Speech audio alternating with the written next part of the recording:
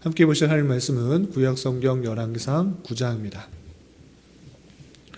3월 9일 열왕기상 9장을 읽는 날인데 9장도 1절부터 28절까지 길게 되어 있어서 다 읽지는 않고요.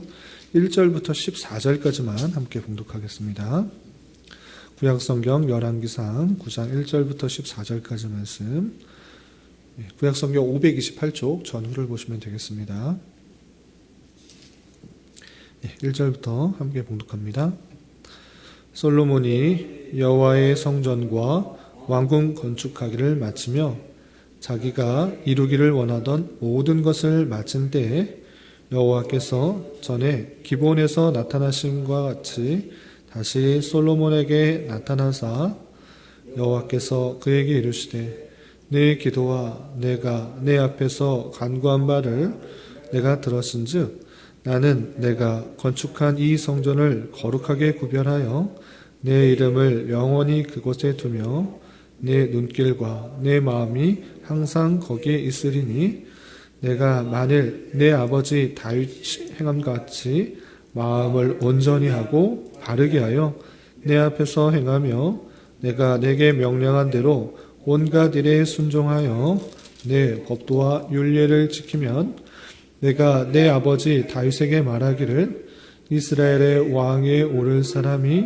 내게서 끊어지지 아니하리라 한 대로 내 이스라엘의 왕위를 영원히 견고하게 하려니와 만일 너희나 너희 자손이 아주 돌아서서 나를 따르지 아니하며 내가 너희 앞에 둔 나의 계명과 법도를 지키지 아니하고 가서 다른 신을 섬겨 그것을 경배하면 내가 이스라엘을 내가 그들에게 준 땅에서 끊어버릴 것이요 내 이름을 위하여 내가 거룩하게 구별한 이 성전이라도 내 앞에서 던져버리리니 이스라엘은 모든 민족 가운데서 속담거리와 이야기거리가 될 것이며 이 성전이 높을지라도 지나가는 자마다 놀라며 비웃어 이르되 여호와께서 무슨 까닭으로 이 땅과 이 성전이 이같이 행하셨는고 하면 대답하기를 그들이 그들의 조상들을 애굽 땅에서 인도하여 내신 그들의 하나님 여호와를 버리고 다른 신을 따라가서 그를 경배하여 섬김으로 여호와께서 이 모든 재앙을 그들에게 내리심이라 하리라 하셨더라. 솔로몬이 두 집 곧 여호와의 성전과 왕궁을 20년 만에 건축하기를 마치고 갈릴리 땅의 성읍 20곳을 히람에게 주었으니 이는 두로왕 히람이 솔로몬에게 그 온갖 소원대로 백향목과 잣나무와 금을 제공하였습니다. 히람이 두로에서 와서 솔로몬이 자기에게 준 성읍들을 보고 눈에 들지 아니하여 이르기를 내 형제여 내게 준 이 성읍들이 이러한가 하고 이름하여 가불 땅이라 하였더니 그 이름이 오늘까지 있느니라. 히람이 금 120달란트를 왕에게 보내었더라. 아멘. 네, 감사합니다. 오늘 말씀 읽기 본문은 열왕기상 9장입니다. 어제 살펴보았던 열왕기상 8장에서는 솔로몬이 6장과 7장에 걸쳐서 성전 건축을 완성하고 또한 자기가 살 곳 솔로몬 왕궁을 약 20년 동안에 다 완공하고 나서 낙성식을 행하는 모습을 살펴보았습니다. 많은 제사 제물을 통하여서 또 온 백성과 함께 이것이 가지는 의미가 무엇인지를 다시 한번 알려주고 하나님 앞에 간절히 기도하면서 이곳을 향하여 하는 기도에 모든 것들을 응답해 주시다 이렇게 기도하며 낙성식을 성대하게 치르는 장면을 살펴보았습니다. 계속해서 나오는 9장에서는 그 일 이후에 하나님께서 다시 솔로몬에게서 나타나셔서 하시는 말씀과 또 그 밖에 솔로몬의 여러 가지 사역들이 기술되어 있습니다. 모든 내용을 다 살펴볼 수가 없어서 1절부터 14절까지 읽었던 말씀 위주로 우리 아침 시간에 좀 교훈받는 시간을 갖도록 하겠습니다. 우선 1절에서 보면 솔로몬이 여호와의 성전과 왕궁 건축하기를 마치며 자기가 이루기를 원하던 모든 것을 마친 때라고 그랬는데 약 20년에 걸쳐서 성전과 자신이 살 왕궁을 건축했던 것입니다. 그렇게 다 건축한 이후에 낙성식을 행하는데 낙성식 행한 이후에 다시 하나님께서 나타나시는 것입니다. 그래서 2절에서 보시면 여호와께서 전에 기브온에서 나타나신 것 같이 다시 솔로몬에게 나타나사 되어 있는데 기브온에서 나타나실 때가 언제였습니까? 솔로몬이 왕위로 올라서 하나님 앞에 모든 것을 의지하는 마음으로 기브온에 있는 큰 산당 거기서 1,000번제를 드렸던 것입니다. 1,000번제를 드리고 나서 그날 밤 꿈에 하나님께서 나타나셔서 너에게 무엇을 줄고 내게 이르라 이렇게 말씀하신 때가 있었는데 그와 비슷하게 나타나셨다라는 것입니다. 그래서 어떤 말씀하셨는가 3절 보시면 여호와께서 그에게 이르시되 내 기도와 내가 내 앞에서 간구한 바를 내가 들었은즉 나는 내가 건축한 이 성전을 거룩하게 구별하여 내 이름을 영원히 그곳에 두며 내 눈길과 내 마음이 항상 거기에 있으리니 라고 했습니다. 하나님께서 그 성전 지은 것 귀하게 받으셨다라는 뜻입니다. 그리고 이 솔로몬도 이 성전의 한계를 알았습니다. 하늘의 하늘이라도 가둘 수 없는 그곳에 다 담을 수 없는 그 하나님이기 때문에 이 성전에만 있다라고는 할 수 없습니다. 그럼에도 불구하고 하나님의 임재의 상징이기 때문에 이 성전에서 또는 이 성전을 향하여 어떠한 기도를 할지라도 기도로 응답해 주시라. 우리 죄를 사해달라라는 것들을 강구했는데 그렇게 관심을 두고 그렇게 하겠다라고 표현한 것입니다. 그래서 내 이름을 영원히 그곳, 그 성전에 둘 것이고 내 눈길과 내 마음이 항상 그 성전에 있게 하겠다라고 말씀하셨습니다. 그래서 이 말씀을 듣고 또 오해하지 말아야 될 것은 눈에 보이는 건물로서의 성전 이것에 그치는 것이 아니라 그 성전이 의미하는 것은 예수 그리스도를 계속적으로 예포하고 있다라는 것을 잊지 말아야 될 것이라 말씀드렸고 그래서 성전은 오늘날의 교회당, 예배당이 아니라 예수 그리스도이시며 예수 그리스도께서 거하시는 곳 우리가 성전이다라는 사실들을 잊지 말아야 될 것입니다. 이렇게 말씀하신 이후에 이제 정말 하고 싶은 말씀을 솔로몬에게 다시 한번 당부하십니다. 그것은 솔로몬 성전을 짓기 전에도 말씀하셨고 솔로몬 성전을 짓는 중에도 말씀하셨고 다 지은 이후에도 또 한번 말씀하시는 것입니다. 어떤 말씀을 하셨는가? 성전 건축을 하는 자체 그것 자체가 물론 중요한 일이지만 그것이 끝나는 것이 아니다. 하나님의 말씀을 온전히 깨닫고 그것을 순종하는 삶 그것이 있어야 된다는 것을 다시 한번 이렇게 말씀하시는 것입니다.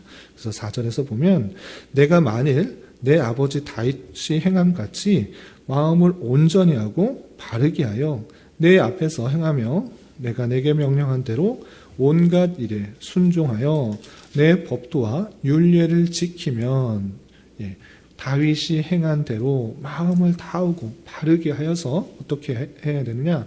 하나님 앞에서 행해야 된다. 하나님이 계시다라는 것들을 늘 인식하면서 그 앞에서 행하는 모습 그것이 중요하니 그대로 행하라.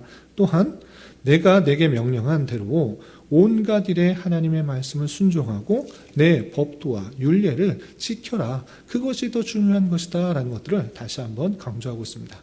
이렇게 하나님 앞에 마음을 다하여서 온 마음을 다해서 주님께 나아가고 하나님께서 주신 그 모든 말씀 율례와 법도를 잘 지키라. 그리하면 어떻게 하겠는가? 5절에 이런 약속을 더해 주시는 것입니다.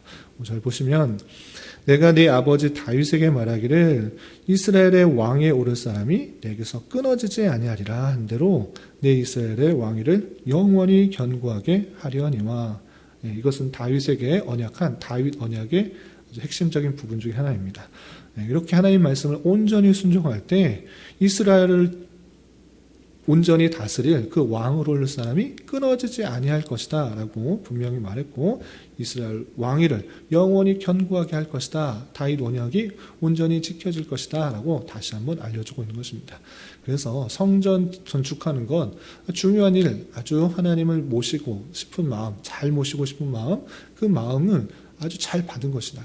그리고 성전 건축한 것으로 끝나는 것이 아니라 하나님께서 주신 말씀이 무엇인지를 잘 깨달아 마음을 다하여 하나님 앞에서 그것을 순종하는 것, 그것이 더 중요하다라는 것들을 다시 한번 알려주고 있는 것입니다.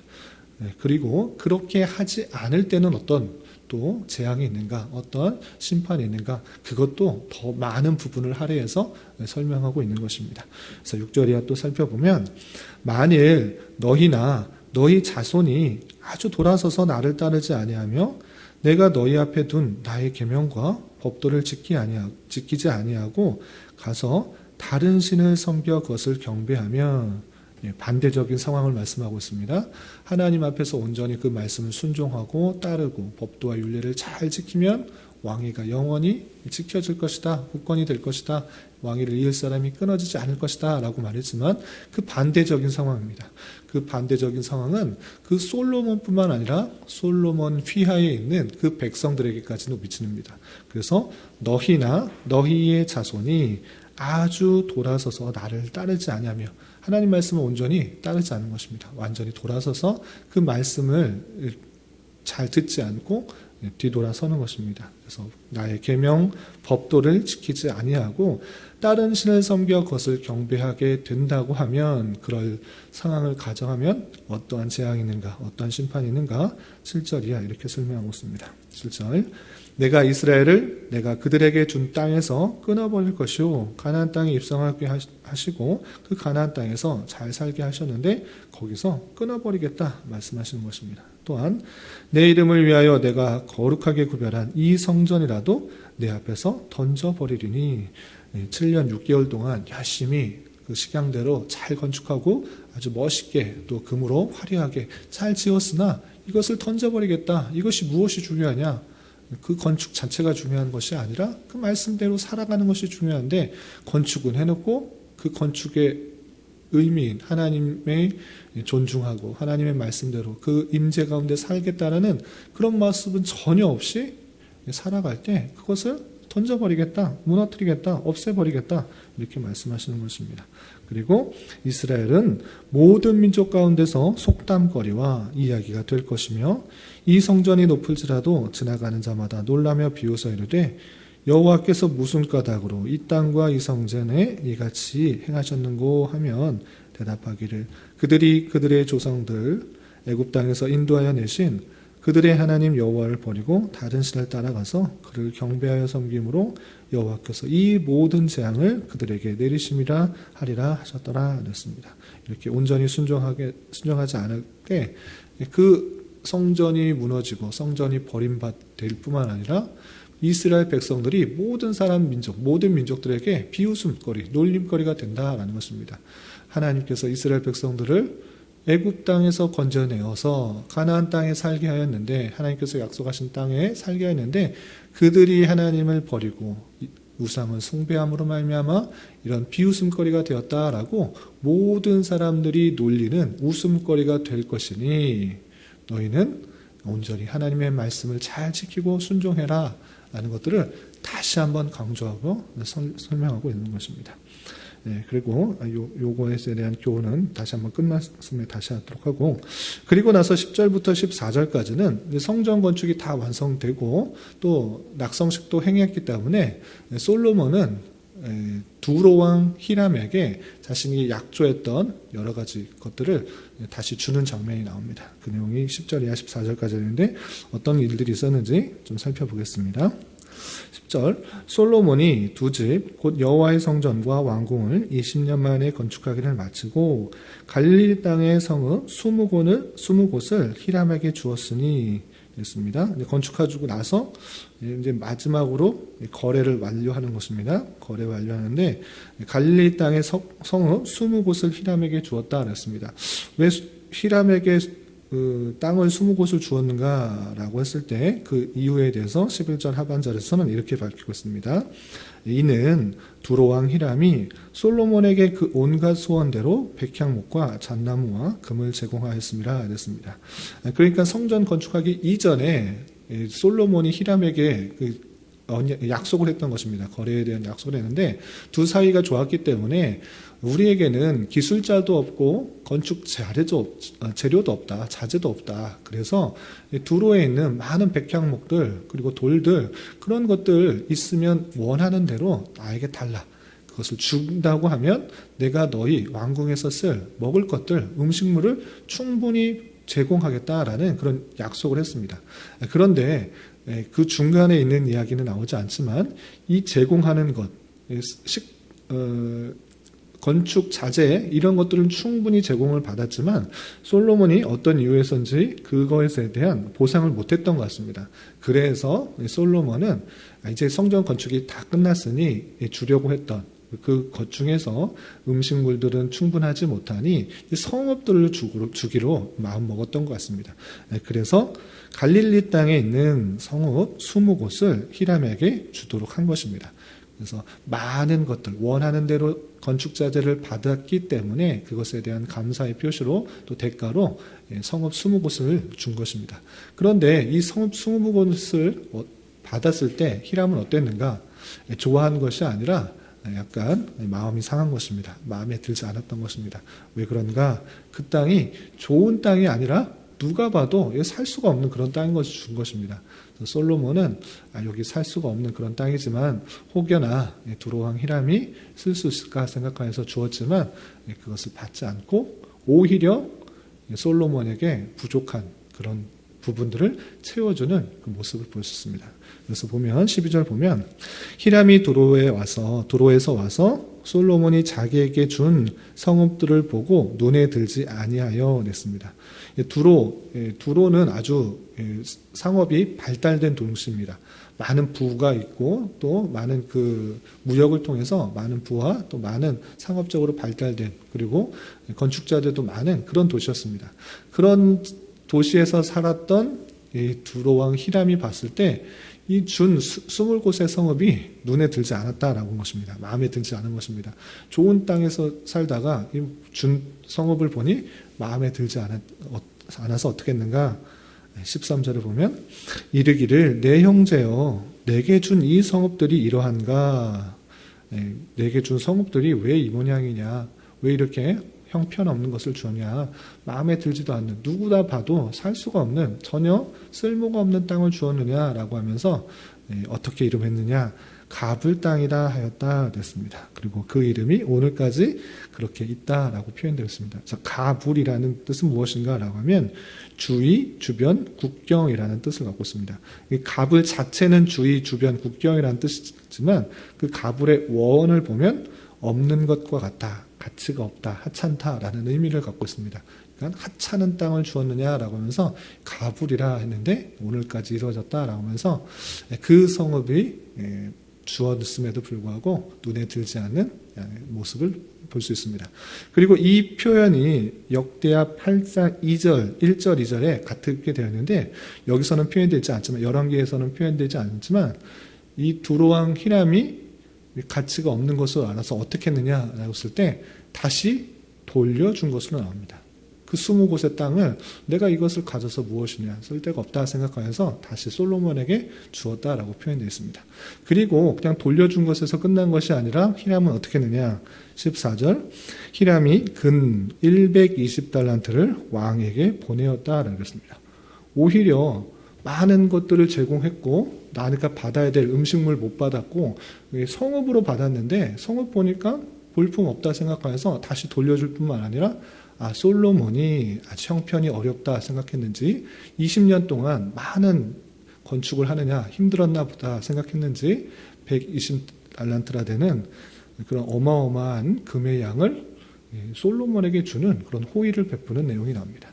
이렇게 두 사람의 관계가 비록 같은 민족은 아니었음에도 불구하고 하나님의 나라의 성전을 건축하기 위해서 함께 마음을 모았던 그 마음을 하나님의 나라를 온전히 세우게 하기 위한 히람의 그 마음을 살펴볼 수가 있는 것입니다. 이렇게 성전 중심에 하나님의 중심을 할 때 그 돕는 자체가 중요한 것이지 혈연적으로 민족적으로 나가는 것보다 오히려 하나님의 나라를 위해서 인종도 다르고 또 생각도 다르고 성격도 다를지라도 마음을 쓰는 사람을 통하여서 하나님께서는 역사하시는 그 상황을 살펴볼 수가 있는 것입니다. 그리고 15절부터 28절까지는 읽진 않았지만 솔로몬이 여러 가지 활동들을 한 것, 무역과 또 건축과 또 제사를 드리는 그 모습들에 대해서 다양하게 설명하고 있는데 이런 것들은 나중에 참고해서 읽어보시기 바랍니다. 한 가지 교훈을 가지고 또 오늘과 우리 나머지 평생의 삶을 살았으면 좋겠는데 그것은 무엇인가라고 할 때 다시 한번 솔로몬에게 나타나서 하셨던 하나님의 말씀을 잘 기억했으면 좋겠습니다. 성전 건축하는 것, 그 마음을 귀하게 생각하고 하나님께서 허락하셔서 잘 받아주셨습니다. 그대로 너희들이 성전을 통해서 기도하면 내가 다 들어주겠다라고 말씀하셨습니다. 그만큼 성전 건축하는 것, 그것도 중요한 일입니다. 그러나 그것이 끝이 아니라는 것들을 다시 한번 잘 기억하는 것입니다. 하나님께서는 성전 건축하기 전에 또 성전 건축하는 중에 성전 건축하는 후에도 다시 한번 잊지 않도록 알려주었습니다. 성전 건축하는 거 중요하지만 그것이 끝 아니다. 하나님께서 알려주신 말씀, 그 말씀대로 살아가는 것, 하나님 앞에서 살아가는 것, 마음을 다해서 하나님의 뜻을 따르고 하나님 앞에 나아가는 것, 그것이 중요한 것이다라는 것들을 계속적으로 알려주셨습니다. 이 사실들을 잊지 말아야 될 것입니다. 성도들 중 가운데서는 이렇게 생각하는 사람도 있습니다. 어떻게 생각하느냐? 내가 예수님을 믿음으로 말미암아 구원을 받았다. 이 구원은 하나님께서 주신 것이니 취소가 되지 않는다. 그렇다면 나는 구원받은 사람이니까 아무렇게나 살아도 되지 않는가? 이렇게 잘못 생각하는 것입니다. 그 구원이 취소되지 않는다고 하니 그 구원을 가진 자로서 나는 아무렇게 살아도 된다. 이렇게 생각하는 경우도 있습니다. 또 어떻게 생각하는 경우가 있느냐? 하나님께서 원하시는 중요한 일들을 하나 했다고 해서 실제 평소에 살아가는 삶은 전혀 하나님께서 원하시는 삶과 무관하게 살아가는 것입니다. 예를 들어서 주일 예배에 참석하는 것 아주 중요한 일입니다. 그러나 주일 예배에 참석했다고 해서 그것이 끝인가? 그것이 아닌 것입니다. 하나님께 감사와 찬송과 영광을 돌리는 일을 행하는 것이고 그리고 그 외에 주일 외의 평일에서도 그러한 삶을 살아가는 삶이 아주 중요한 것입니다. 주일에는 거룩하고 또 하나님만을 높이며 하나님의 뜻대로 살아가는 것 마냥 그렇게 보이지만 실제 삶에 있어서는 전혀 하나님께서 원하시는 모습과는 다르게 살아가는 그런 모습은 아닌가 생각해 보게 되는 것입니다. 성전 건축이 중요하며 성전 건축이 아주 귀한 일이라 생각했을 때는 그것뿐만 아니라 그것에 합당한 삶을 계속적으로 살아가는 것이 중요한 것입니다. 하나님을 모신 자로서 하나님께서 원하시는 삶을 살아가기 위해서 계속적으로 경주하고 그 뜻과 그 법도와 율례를 지키기에 힘써야 하는 것이 성도의 삶이라는 것들을 잊지 말아야 될 것입니다. 우리 안에 성전 되신 예수 그리스도께서 계시다라는 사실을 잊지 말며 주님 앞에서 마음을 다하여 하나님께서 주신 말씀, 그 율법, 그 율례를 지키기에 힘써 하나님의 몸된 교회로서의 모습이 온전히 드러나야 될 것입니다. 세상을 보며 또 오늘 대통령 선거가 있는 날인데 대통령 후보들을 보면서 이렇게 말합니다. 하나님 말씀대로 사는 사람이 하나도 없고 공의가 없고 부정과 부패가 너무나 팽배하다. 이런 땅에 어떤 일들이 있을 것인가? 라고 탄식하며 안타까워하는 사람도 있습니다. 그러나 그 마음이 하나님께서 우리를 보시면서 하는 말씀은 아닌가 삼가 생각해 보게 되는 것입니다. 무슨 뜻입니까? 하나님의 백성이라고 하나님을 모시며 살아가는 사람이라고 해놓고 하나님의 뜻대로 정말 삶을 살아가고 있는가? 내게 주어진 자리에서 하나님의 뜻대로 살아가고 있는가? 하나님의 말씀대로 공의와 정의와 사랑을 신청하고 있는가? 너조차도 그렇게 살아가지 못하면서 누구를 비판할 수 있는가? 생각해 보게 되는 것입니다. 하나님의 백성으로서 하나님의 공의가 이 땅에 실천되는 것은 어떤 방식으로 실천되는 것입니까? 하나님의 택하신 백성, 하나님의 몸된 그리스도의 몸된 그 교회로서 하나님의 말씀에 순종하여서 내가 처해진 위치에서 자리에서 그 말씀대로 공의와 정의와 사랑을 온전히 실천하는 몸으로 말미암아 썩어져 가는 세상 속에서 어두워져 가는 세상 속에서 그리스도의 빛을 비추고 소금된 역할들을 감당함으로 이 땅이 유지돼야 되는 것인데 그렇지 못한 이 땅의 무늬만 그냥 형식적인 그리스도인들이 넘쳐나는 그 모습들을 하나님께서도 똑같이 안타까워한다. 이렇게 생각할 수가 있는 것입니다.